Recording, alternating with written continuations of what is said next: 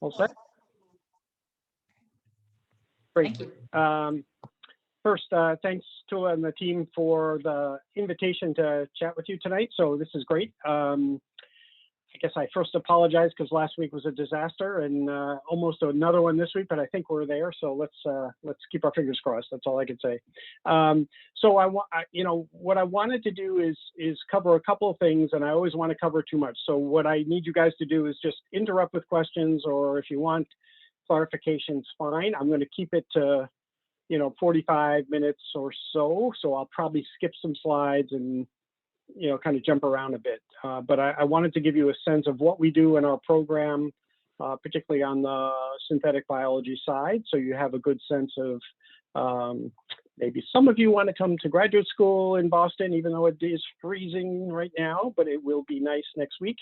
And also happy to follow up with anyone with more interest, papers, discussions, whatever is helpful for your own interest going forward. So that's a long-winded explanation. We're in Boston at Tufts. I'm in the Department of Biomedical Engineering, and we study the things you see on this slide. One is I'm a big fan of what we call fibrous proteins, and also I wanted to talk a little bit about food of the future because we have a growing program in that area, that some of which involves synthetic biology as well. So just wanted to introduce you to that.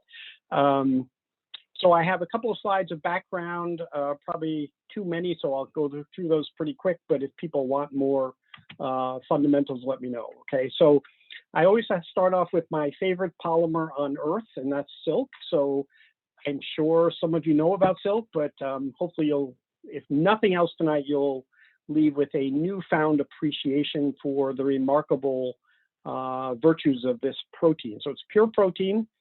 Comes from spiders and silkworms. The cocoons on the left are the silkworm cocoons.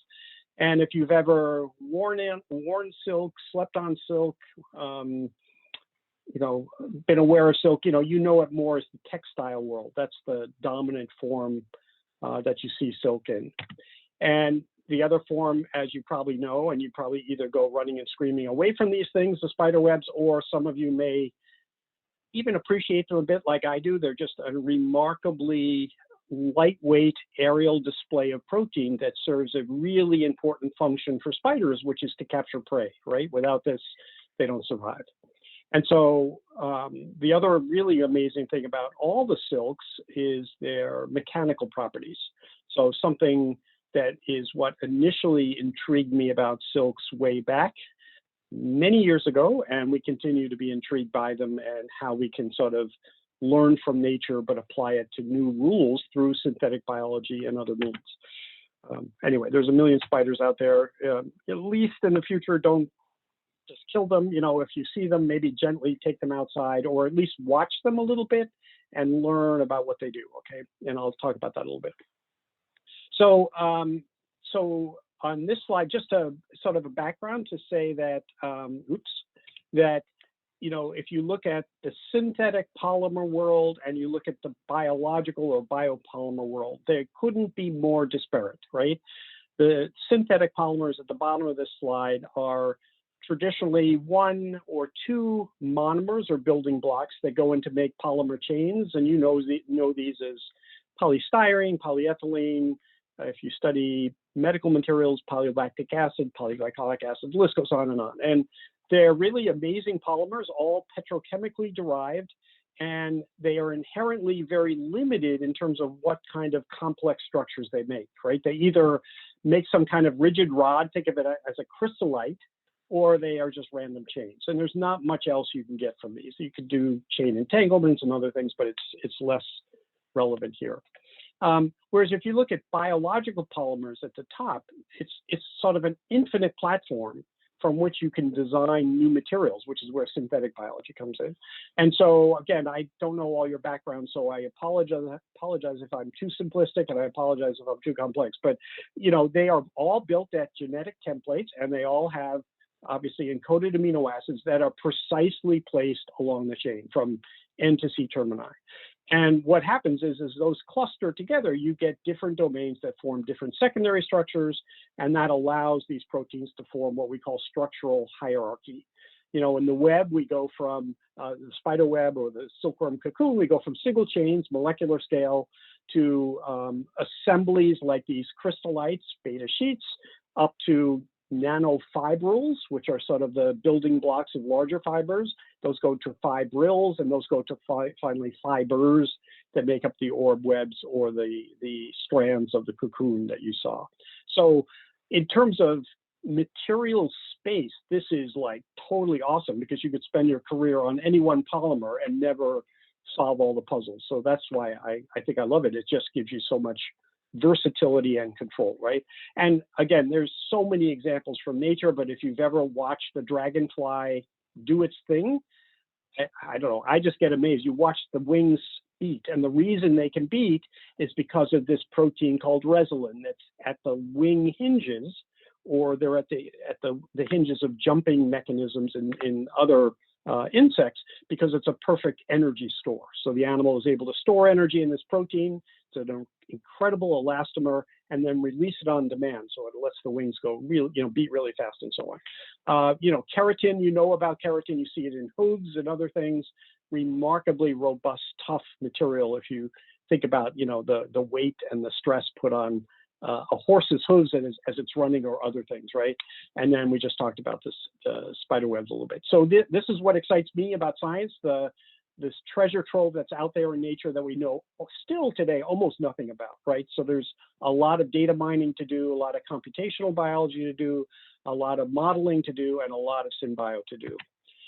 So this is what our group cares about. These are the 4 most common fibrous proteins that we have studied over the last 10, 20 years. Not to worry, I'm not going to cover them all today. I'll just have a few short stories on the collagens. I think I only took 2 slides. I will touch on elastin for 1 or 2 slides. I'm not going to cover resilin, and we'll spend most of the time on silks, because we spend most of our time on silks, right? But in all cases, the research group looks at these from nature. We take the native material and we process it into new materials to understand structure function and to make cool device. At least we think they're cool devices for medical applications.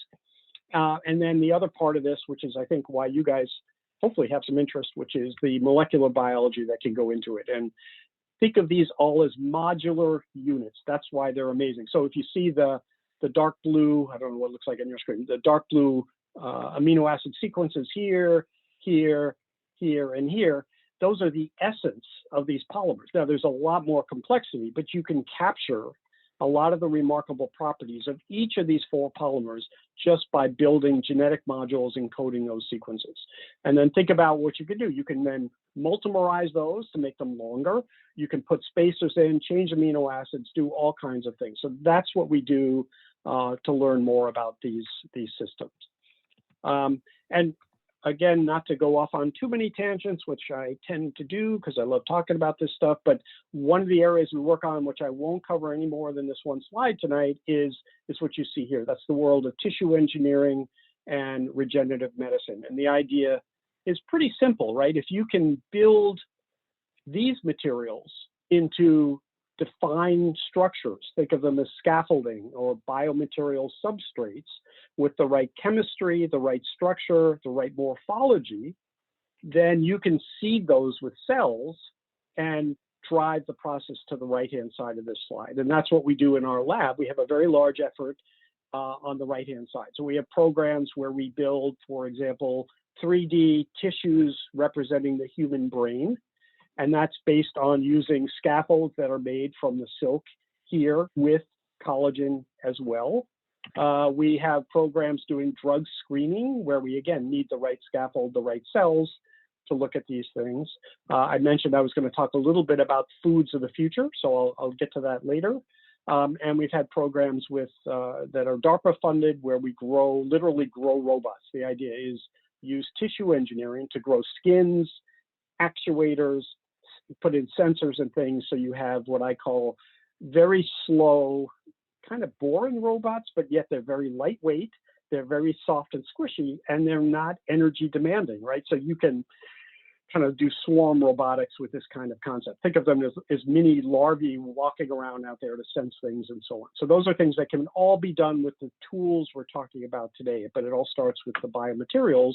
And for us, that means these cool proteins that we work on. So we're going to focus on silks and mostly on silkworm silks, but a little bit on spider silks, just to give you a sense of what we do. That's why it's highlighted, right, in green. And a little bit of sort of Silk 101. I'll make this brief and painless, hopefully. But first of all, if anybody in the group works in 3D printing areas or has interest in 3D printing, think of the silkworm and the spider as the originator of 3D printing. That's really what they do, right? They have glands in their bodies full of this solution of protein. On demand, they secrete it out through a small strand that allows fibers to form. And again, I don't want to wax poetically too much, but think about the challenge there. You have a solution, a bag of liquid or gel of the protein inside the body, and only as it comes out does it solidify. And you don't want it to do that prematurely, or you'll block the spinning process and kill the worm or the spider. So it's a really, we call it a metastable state of the polymer. It has to be right at the cusp of wanting to crystallize, but not too fast. And if you've ever, again, back to my please don't kill the spider tomorrow or tonight in your dorm room or your apartment. If you see a spider on the ceiling, flick it off with your finger and watch it, right? And you'll see it doesn't free fall. It immediately ejects what they call a drag line out of its abdomen, its butt, right? And it keeps it from free falling. So, you know, when you have time, think about the complexity that has to be evolved in these proteins to allow that to happen. You have this storage sac, has to be stable during the normal daily activities of the spider. Only when it's, you know, urgently needed does it crystallize, only as it's coming out of the abdomen, you know, and it has just the right mechanics to house it for falling, but also to capture prey, and the list goes on and on. So it's pretty cool. The other thing is we've learned over the years how to control the crystallization. So normally these start as what we call random coils. So that means they're kind of unstructured proteins, and we've learned how to move them down the energy sort of chasm all the way down to the well, if we want, which is the maximum crystallized state. Those are beta sheets again. And we can make our materials at the top here or at the bottom or anywhere in between now that we've learned how to do it. And it's all just about controlling water content. And that controls the crystallization. Just a lesson learned here, and maybe this will resonate with some of you, maybe it won't. So if we make them at the top here, you know, that means you're going to have a fairly unstructured material. I mean, it's going to be very weak, right? But still be really useful for certain things, but not very structured. At the bottom, you get highly structured materials. They are so structured, we can put them in an autoclave to sterilize them. So think about that. There's no other protein I know of on Earth that you could put at high pressure, high temperature, and it comes out the same as it goes in. So that tells you how remarkably evolved these proteins are to crystallize in just the right way for stabilization. So those are the things we've learned about over way too many years, but we still get intrigued by it, at least, you know. So again, here's the worm. For time, I'm just going to say the things we talked about again. It forms these crystals that are amazing. They form into beta sheets, and this is where you get a lot of the mechanical robustness of these proteins. And you're starting to see where SynBio comes in. If you look at the sequence of one of these proteins, these are super high molecular weight, but yet they're built from, we call domains or blocked copolymer domains, where every domain is sort of a repeat of a certain vignette to give the right properties. And once we learn that, then it's just, you know, shuffle the deck. You can mix and match, control those things very nicely. So we've learned how to take the protein, spider or silkworm. Sorry to interrupt you. Yeah, please. Just your screen sharing seems to changed to like a dual. Oh my God, I'm so sorry. That's my own screen. I don't know how that happened. Good. Okay. Shoot. I'm okay, so sorry. No, that's fine. So, and please, everyone, interrupt it because I'll keep rambling, and I don't want to put you to sleep too early tonight. So, we take these proteins. We've learned how to reverse engineer them into solution. That's allowed us to study them in a lot of ways before we go to the molecular biology side, where we can't produce the same quantities that you can get from nature. So that's a big issue. And so to close out this background part, this just tells you we can make almost anything out of these proteins now. And just for the sake of quickness, we can make ultra fine fibers. Think about high filtration structures. We can make, you can see the clear plastic film, that's pure silk. Doesn't look anything like you see in nature, the cocoon or the spider web, but that comes from understanding the processing and how to reformulate into new materials. We make these squishy gels. You can see one of the students pushing on a silk gel here, and so on, right? We make, if time, I'll talk about this later, one of the medical devices. This is a silk microneedle array. So think of this red patch, it's dyed so you can see it, but you can see teeny tiny little needles at the tip here. These are under 1,000 microns, but this is like a Band-Aid that kind of sticks through your skin. You don't feel it because the needles are too short to hit your nerves, but this is a great way to deliver drugs with sustained delivery in a very non-invasive way. So we do a lot of that kind of work, electronics, optics, list goes on. So ultimately, silks are very versatile, can be produced in a sustainable fashion. So sunlight to grow the leaves or the trees that these worms eat, that they convert into this protein that is harvested for textiles, but now it's harvested for medical devices and everything else. And it's fully degradable, biocompatible in the human body, and all those really important features. All right, so this is the fork in the road. I would like to go into SynBio for a while now, but I can also, if you prefer, jump right to some examples of the medical devices we've already made. Some are on the market already, and some are in patients. But you know, if I hear any shouting out of preference, let me know. I'll give you 10 seconds to tell me. Otherwise, I'll just keep going through SynBio, and if there's time, talk about medical devices. I think all the comments look like SynBio. I think you're good. Okay, good, excellent. All right, so that's the plan. So you can't read this, that's okay, you don't need to, but the point is if you could read this, what you'd see is really boring sequences, right? So this isn't like your typical proteins, you know, globular proteins, enzymes, antibodies, things like this. This is, like if you look at the blues there, we call those spacers. Those are highly, highly conserved charged regions in a given silk protein. This is silkworm silk, but you could put this up for any spider silk and so on. So part of these proteins are highly conserved, and then the other parts, the gray area, are highly conserved in certain domains with other things mixed in. The point is, as I said before, you can capture the essence of this in short segments, either for the gray areas, in this case would be the crystallizable domains, or the blue areas, which are the non-crystallizable domains. Think about it this way. If you're a worm or a spider and you need to do what I said before, stay on a ceiling, not prematurely form your web, but be ready to do it, you have two huge evolutionary drivers, right?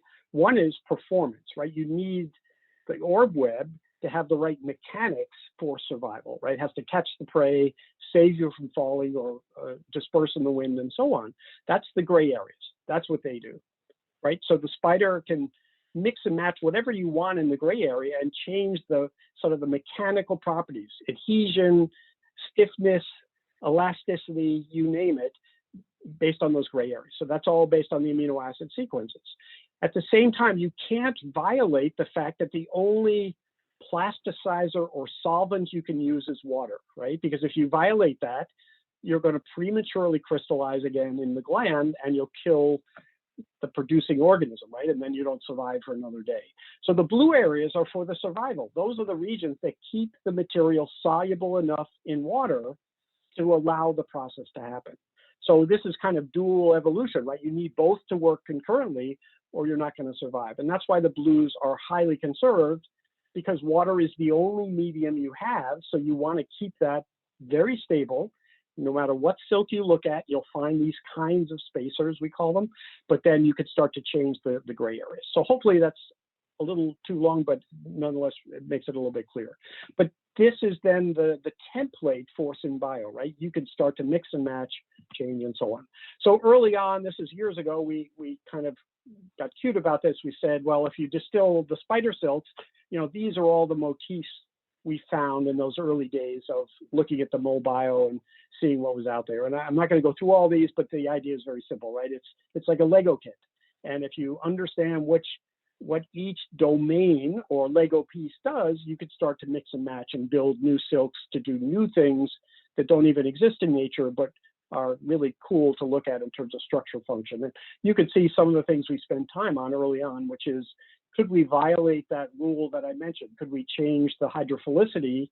And are we still able to process the material in water, right? Because we want to keep sustainability. How much does molecular weight play a role in the final properties? Things like this, okay? So here's the distilled, so this is the complexity, and this is the real complexity. So we make it simple, right, to start. And so this is what it looks like, right? So here the green and the yellow and these spacers here are all about processability in water. Hopefully you're following that. And then the blues are whatever you want them to be in terms of the properties of the material.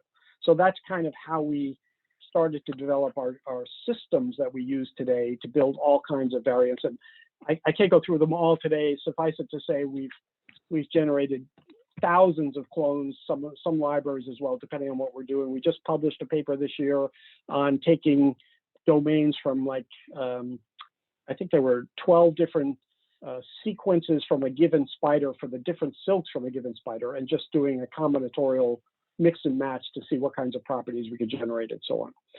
All right, so one thing we did a lot of though is borrow what I just said. So here's the domains that come from the spider silk on the left here. I'm not sure you can see my cursor, but I'll assume you can. And then we can make fusion proteins, right? And the fusion proteins, you can see all the things we've made here.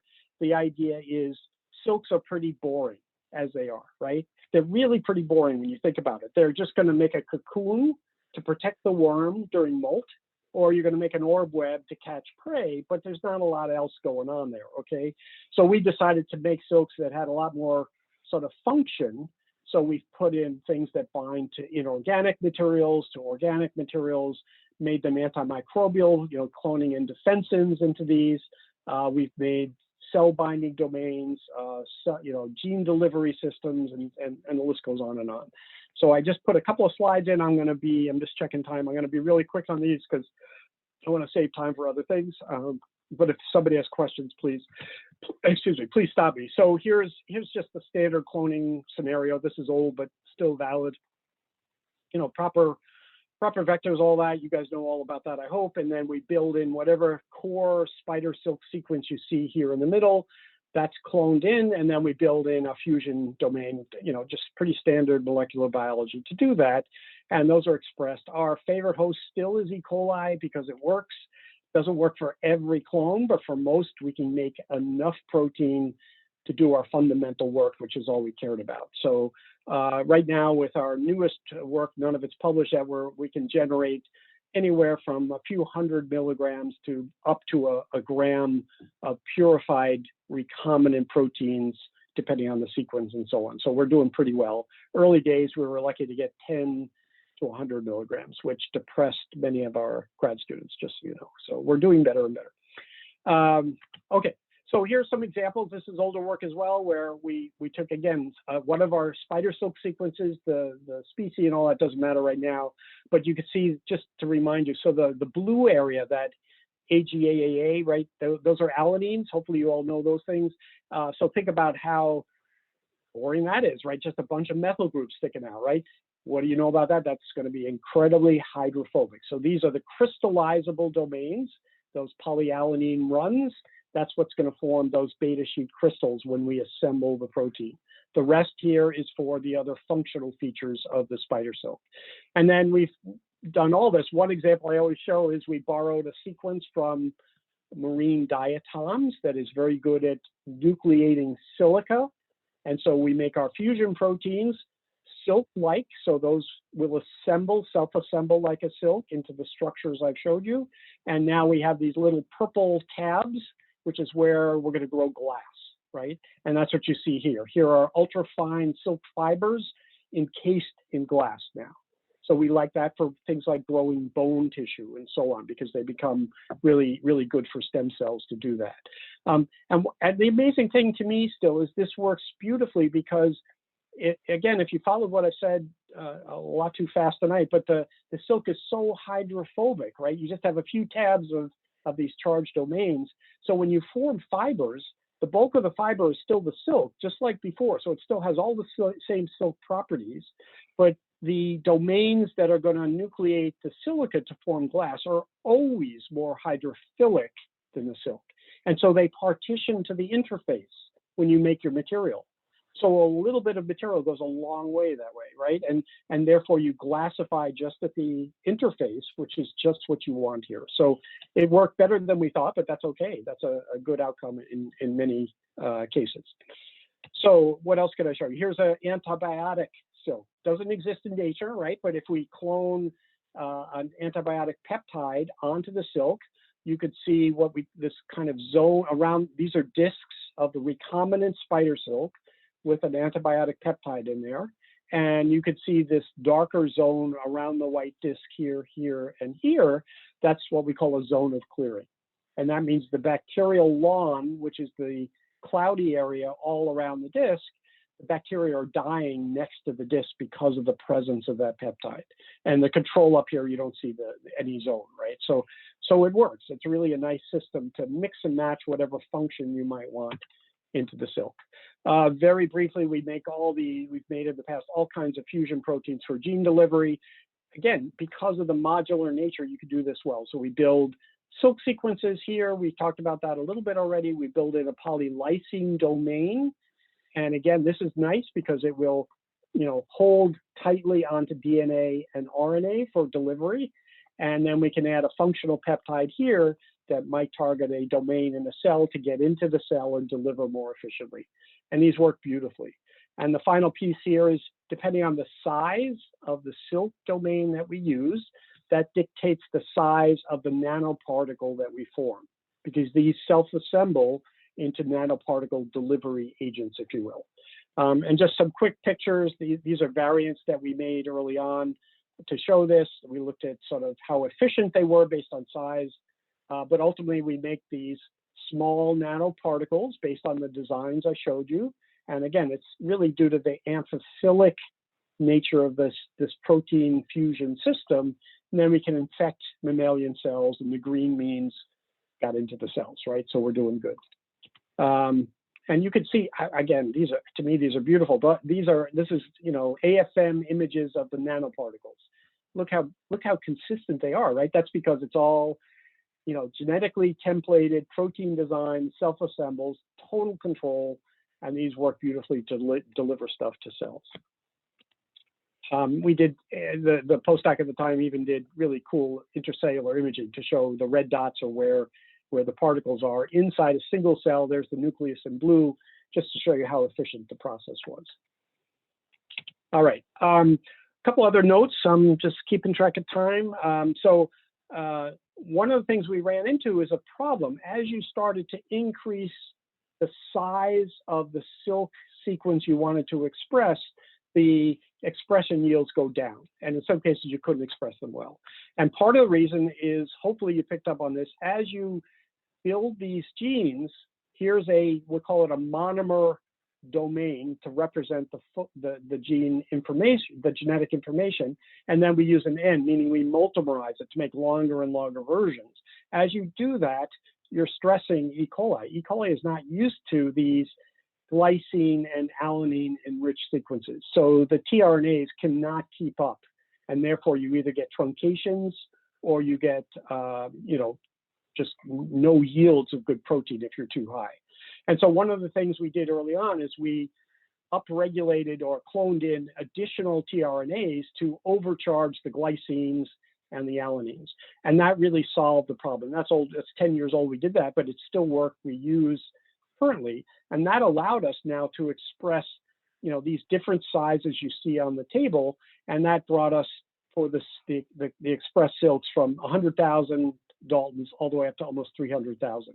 And the native silks are between 300,000 and 400,000, depending on for the particular silk. So we're in the domain we need to be to see how molecular weight played a role. And we were able to spin all these into fibers and show, the value and so on. So it was an important study for us to show how to engineer the cell as well as the genes to optimize expression of these proteins. All right, really briefly, because I want to save time for the other stuff. So, so that's enough about silk for now. Collagens, we love collagen. It's a real bear to work on. And I don't know if anybody there has thought about collagen. If you haven't yet and don't know your career path, here's something that is a beautiful material, protein-based material that no one has solved, okay, just to be clear. And what I mean by solving, if you look at every tissue in your body is composed primarily of collagen as the dominant protein. But yet every tissue has a different sort of repertoire of the three-stranded helix, the different sequences, therefore different chemistry, to match, for example, bone and mineralization, tendon and flexibility, and so on. So it's an amazing sort of match between sequence, chemistry, structure, function that we know about, but no one has been able to clone and express collagens with all the right features to recapitulate that structural hierarchy in vitro. It doesn't exist today. So you'll see collagen companies out there, all kinds of companies cloning collagen, but all they make is gelatin. And gelatin's great, but it's boring, right? You can buy Jell-O on the shelf in the supermarket. Who needs more of that? Other than that comes from cows, the clone stuff comes from human genes and so on, which is great for medical, but it doesn't have the organized structure, which is where you get the mechanics and the really cool properties. So there's an untapped opportunity if anybody's looking for their graduate opportunities, right? And so this is the structure, again, for time, molecular chains, triple helices, you go into then crystallization for bone, get this amazing structure. If I showed you the same picture for tendon, here's the tendon structure, right? Molecular strands, larger fascicles to the final tendon. Just this beautiful organized system that starts at the chain, wraps up into triple helices, and then goes up the scale from there. That, again, we can't recapitulate. So we cheat. This is what we do. There's one slide of how we cheat, right? We cheat by going back to silk. So we use, these are some of the clones we published on. We have a number of papers on collagen. So we use, first of all, a modularized SynBio approach. We have a histag for purification. That doesn't matter much. Here's a V domain. This is what allows triple helical guidance. So we at least get the three-stranded structure. Then we have sequences in dark green that come from bacterial collagens. So these are charged-based assembly, very different than mammalian collagen, but still very useful. And these are really boring glycine XY, mostly prolines or hydroxyprolines in the case of mammalian systems. So these are the regions that form the true collagen material. And we've added in cell binding domains and things here as well. And then this is where we cheat. We make fusions with our silk crystallizable domains. And this allows us to stabilize our triple helices. Otherwise, they're not very stable because the silk we just talked about will crystallize and so on. And so we've made these. They actually work well. You can make diseased versions to study collagen-based diseases or just study structure function. And we do all the normal biophysical characterization, molecular weight determination, et cetera, et cetera. So that's a way around the collagen problem, but not ideal is the answer. Elastin, just for time, I'm just going to tell you 2-3 slides on what we're doing here. So here we again use the silk because it gives us, we call it a hard block. It gives us that crystallizable domain. And then we use elastin because it's a truly elastomeric protein. And I skipped it, but I'll go back. If you haven't thought about it, again, if you can't sleep tonight, think about this. All of your blood vessels, as well as your lung linings, are lined with elastin, right? It's the reason your tissues have this kind of pulsation that they have to go through every time your heart pumps your blood or every time you breathe in and out, right? Otherwise, if you didn't have elastin, you wouldn't be here tonight. Why do I bring it up? Because when it's synthesized, as you develop, during your early days, you basically have all the elastin you're ever going to have. It's very, very slowly remodeled in your body, but extremely slow. And so it has to last this is an estimate, 10 to 11 cycles of stretching and contraction in a blood vessel in your lifetime. Just think about that, okay? 10 to 11. That's how amazing this material is, right?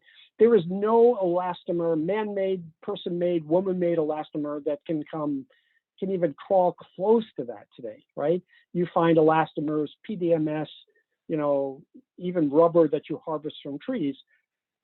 If you've kept it around anywhere in your room, you know after a while it just gets brittle, it doesn't function, right?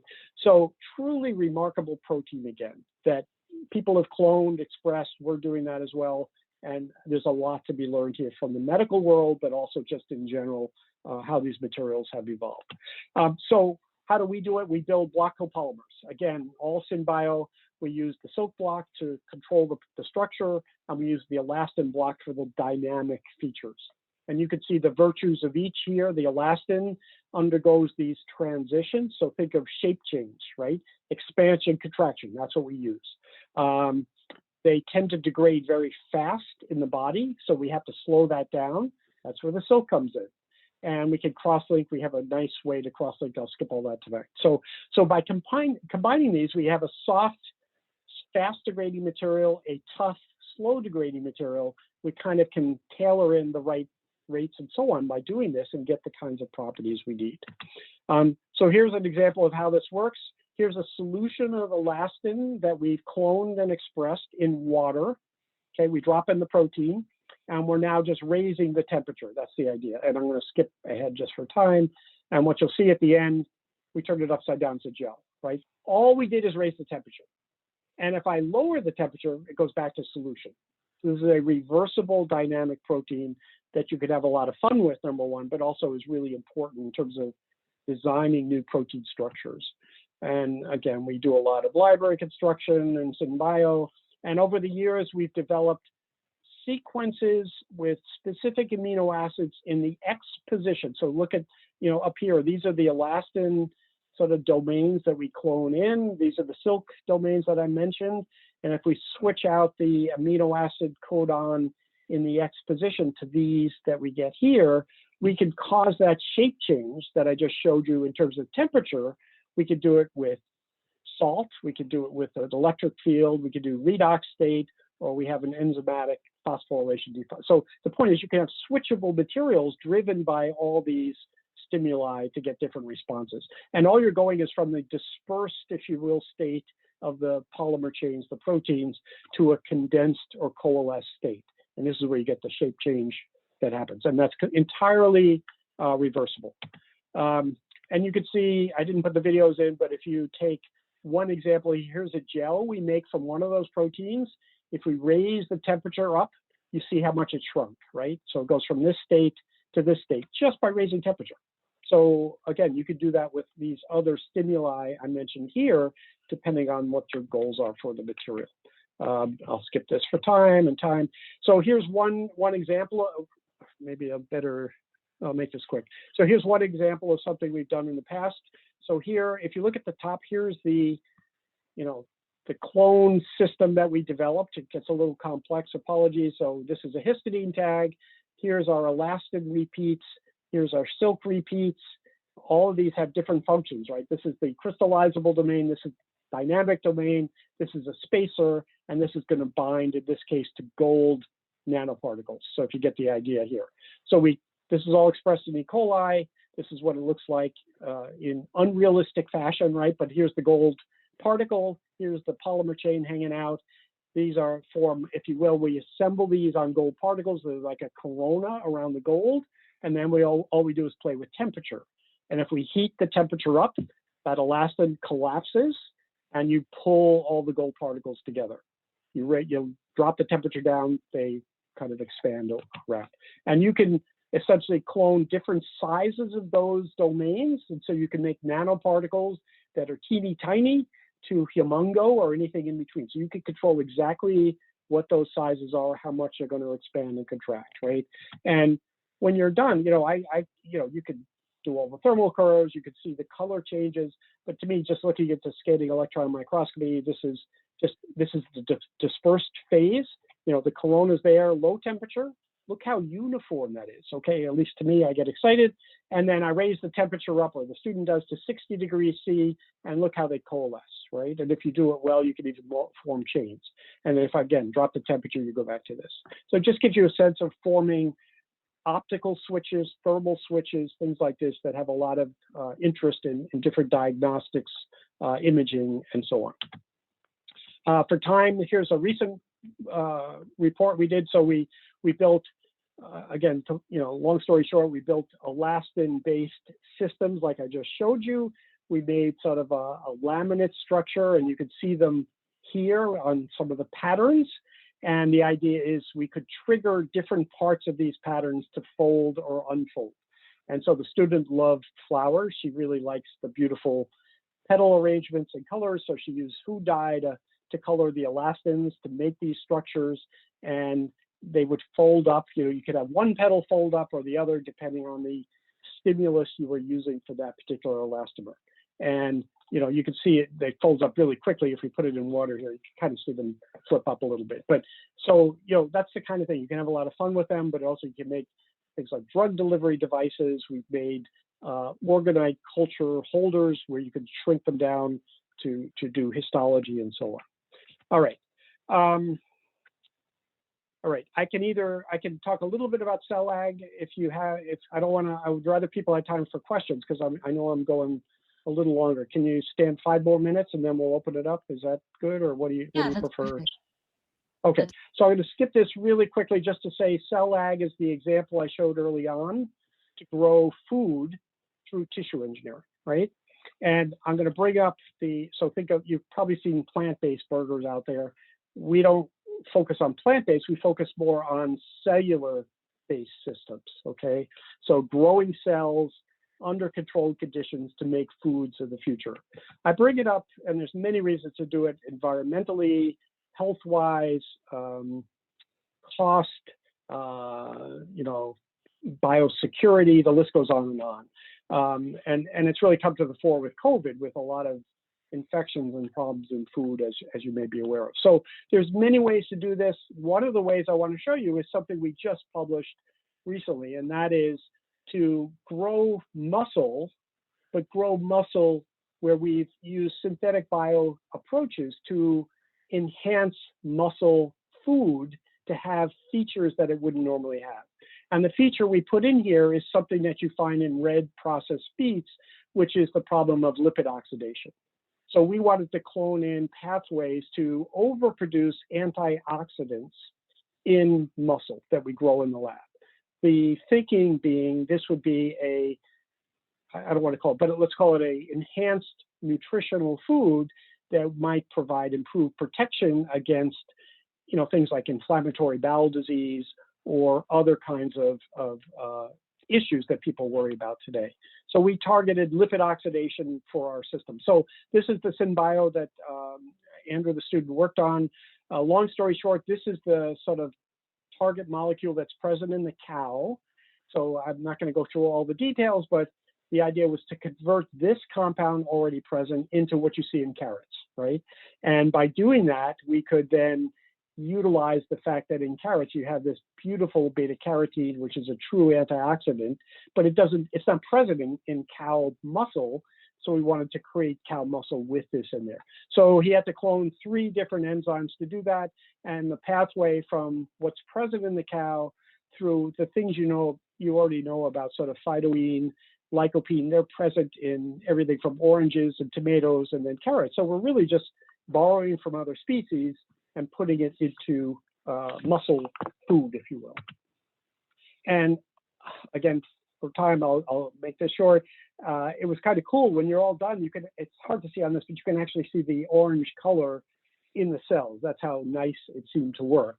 And you can see if we quantified the carotenoids here, with each cloned addition left to right of those 3 pathways, you saw the uptick in the amount of those 3 specific proteins along the pathway.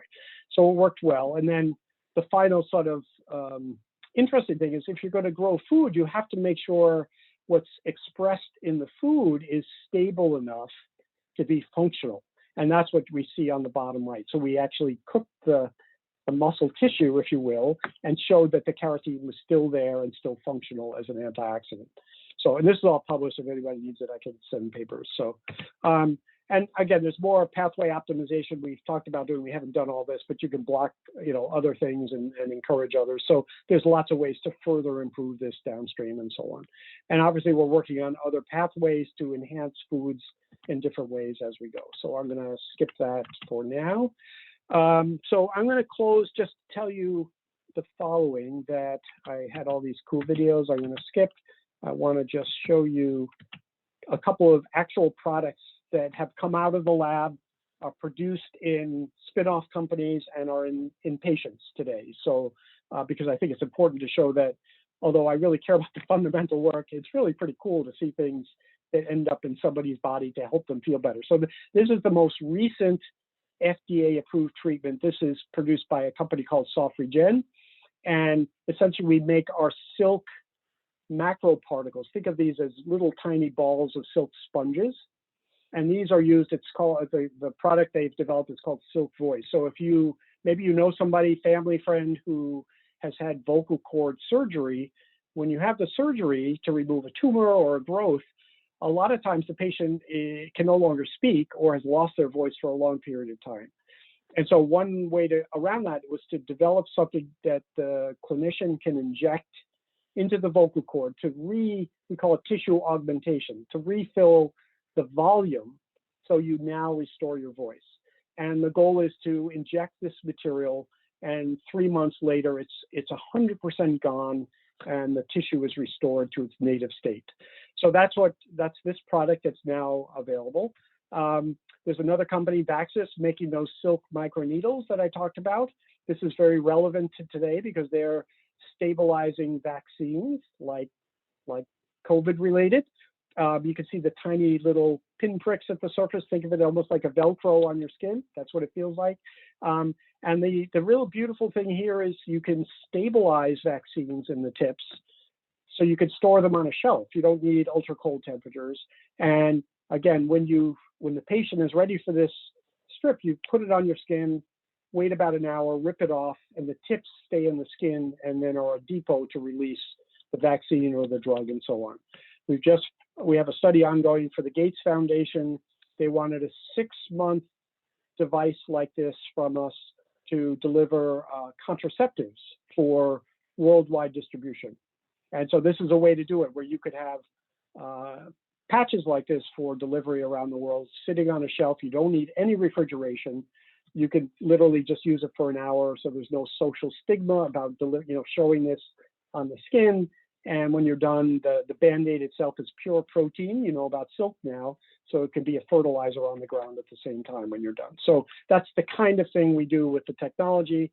The last one comes from a company named Morai, and the simple way to show it is here.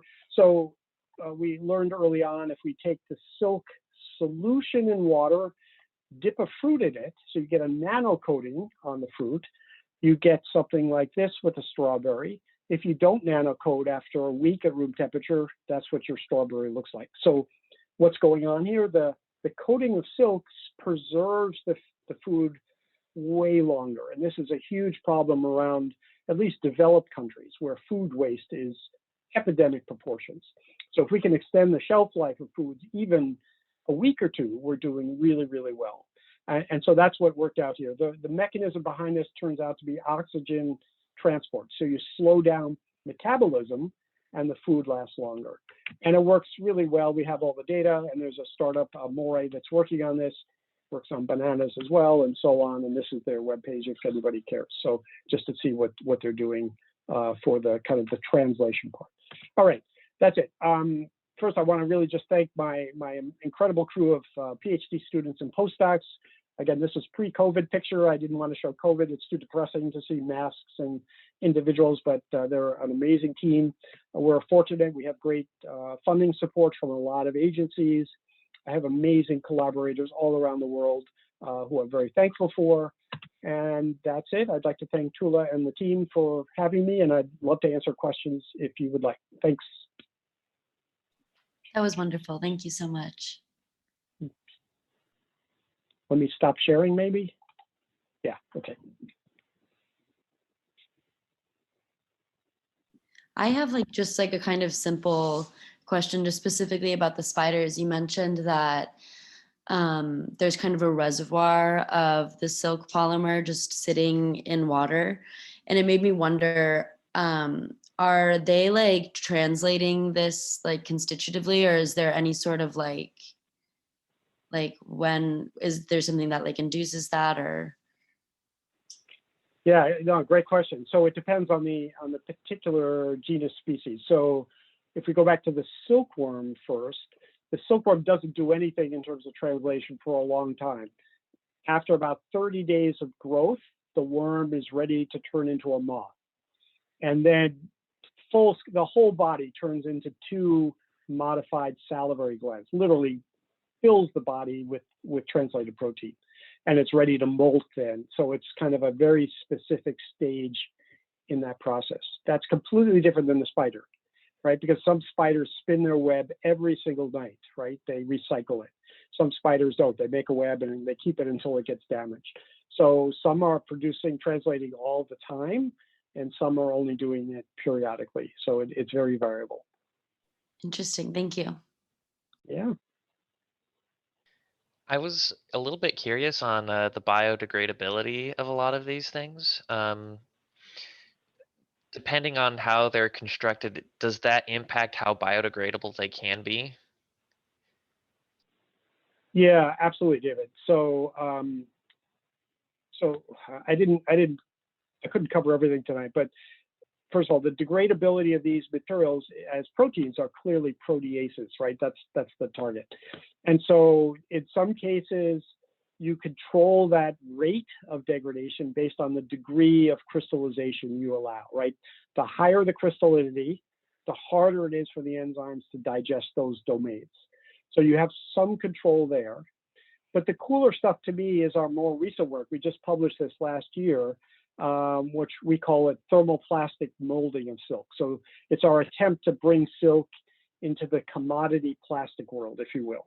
So think about the idea we can make silk pellets now that you could ship around in a bag, and you fill a mold. Think of a waffle iron, right? So you fill a mold, you close the waffle iron with some pressure, high temperature, and out pops a waffle, right? So you can do the same thing with silk now. You can make any molded shape you want, and we do it all the time. That's really cool for us because it means you're not shipping you're not shipping 95% water around. You're only shipping protein, which is a huge benefit for sustainability, cost, and scaling. But the other part of that is when we do that, unexpectedly, if you put, for example, the protease that digests the silk into that part and make your waffle, protease is inactive when it's sitting on a shelf, the waffle, because it's too dry. There's no water in there, right? And only when we put it in the body does water come in and activate the protease. So I bring it up based on your question because we now can tune that rate based on kind of, I call it inside out digestion, by controlling how much of the enzyme we put in the device. So you can basically tune that however you want and not sacrifice the density, the mechanics, the crystallization, the other things we talked about before.